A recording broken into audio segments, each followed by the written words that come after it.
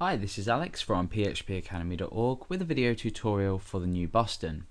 In this video we're going to be taking a look at creating a jQuery plugin, but a plugin that we can actually go ahead and pass parameters to, different parameters.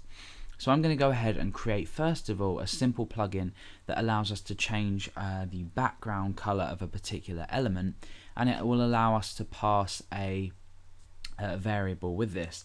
Now obviously the actual idea of a plugin that can change the background is quite pointless, but in this case we're just going to be looking at the concept of actually passing variables to functions. So let's take a look at what we've included on the page before we start. We've obviously got jQuery. I've got this file called plugin.js, which is where I'm going to be writing my plugin. And then I've got ext.js, where I'm going to be actually making use of my plugin, so calling my plugin.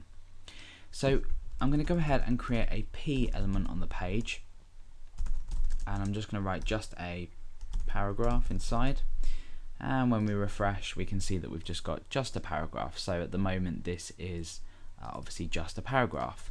In actual fact, I'll go and change these to strong tags just so it's a bit easier to see. So we've got just a paragraph here, and what we want to do is we want to create a plugin which allows us to highlight the background of this here with any color we wish. So we're going to be able to pass a particular color to this strong tag or any select that we use. Now obviously inside say ext.js we could go ahead and make sure the document is ready, and then we could create a function inside here. And we could say normally what we would do is strong.css background color, and then we can provide a background color, for example yellow, and we'll achieve this effect here. However, what we want our plugin to do is we want our plugin to be called something like highlight, and then we want to supply a color in here like yellow, and we want that to do the same thing. Oh, in actual fact no, we don't want it to do that. We want it to be color yellow, like that. That's what we want to happen. And then what we can do is we can give it multiple values as well. For example, if we wanted to change the size of it, we could go ahead and specify the size as well. Like we're essentially learning how to use settings inside plugins. So let's go ahead and get rid of that for now. We want to go ahead and start developing our plugin that's going to take use of or make use of what I've already said. So let's go ahead and first of all outline our plugin. This is just function, and then inside a $, and then what we're doing is we are opening up into curly brackets. At the end of here we want to go ahead and write jQuery. So this is the standard and correct notation for outlining a plugin. Now let's go ahead and give the plugin a name. So I'm going to say $.fn, and then I'm going to give my function a name, or my plugin a name, and I'm going to call that highlight. So that is equal to a function, and then inside of here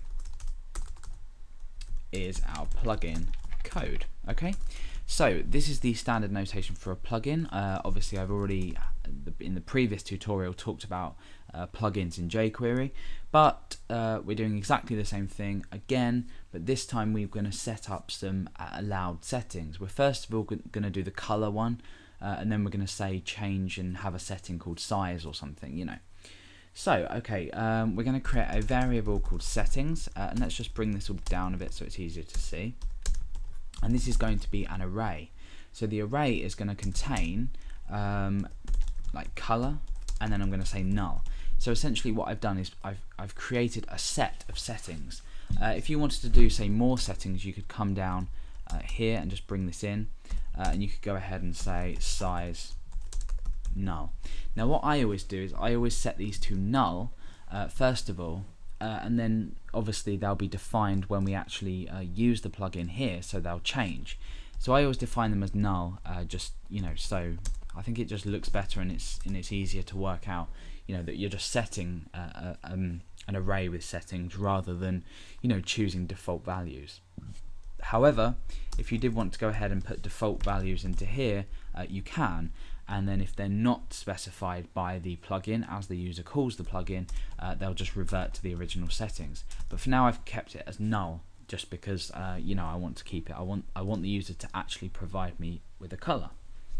So the next thing we want to do is go ahead and merge settings with that of we pass through to the plugin, and we need to pass them as options. So we pass them as options, but we want to merge it with settings so these can take effect and we can actually